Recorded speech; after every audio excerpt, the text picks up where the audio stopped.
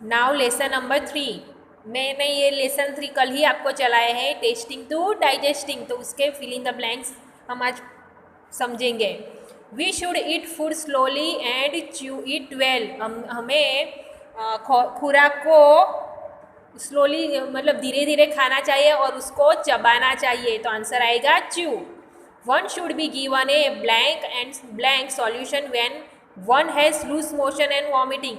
मतलब किसी को भी दस्त और वॉमिट होती है तो उसको सॉल्ट का मतलब तो हम यूज़ तो हम हर रोज़ करते हैं खाने में। हाँ, नमक और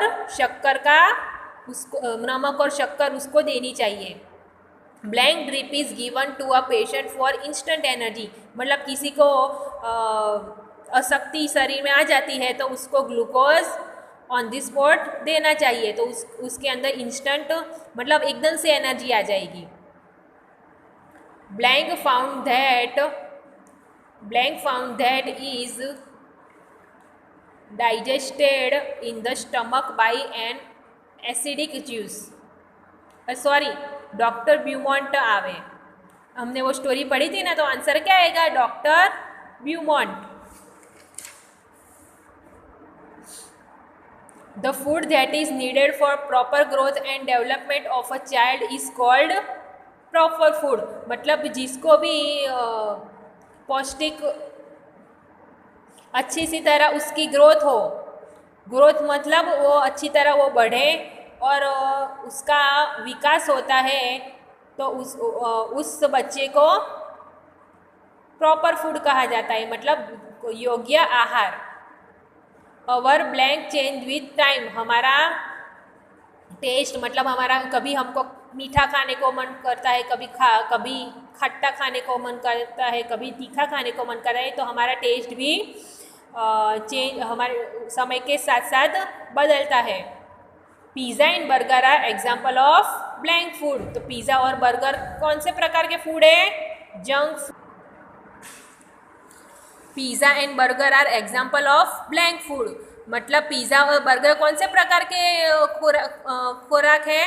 जंक। मतलब जो जंक फूड का मतलब होता है जिससे एकदम से हमारा पेट खराब हो जाता है, और जंक फूड हमें ज़्यादातर खाना चाहिए नहीं है क्योंकि वो पौष्टिक आहार नहीं है। 8वें नंबर की खाली जगह है। In Kalahandi many labourers die due to blank. Kalahandi में ज़्यादातर मजदूर किसकी वजह से मर गए थे? हंगर का मतलब भूख, क्योंकि वहाँ पे जो अनाज था वो पूरी तरह से सड़ गया था और वो दूसरे राज्य में भेज दिया गया था, इसलिए ये आपके एग्ज़ाम में पूछा जा सकता है। ठीक है। The juice in the stomach are blank. पेट में जो रस पैदा होता है उसे क्या कहते हैं? एसिटिक। ठीक है। अब हम क्वेश्चन आंसर सीखेंगे जो हमारे आपके यूनिट टेस्ट में शायद आने वाले हैं, तो इसका रिवीजन हम करेंगे। What do you understand by proper food? मतलब योग्य आहार क्या है?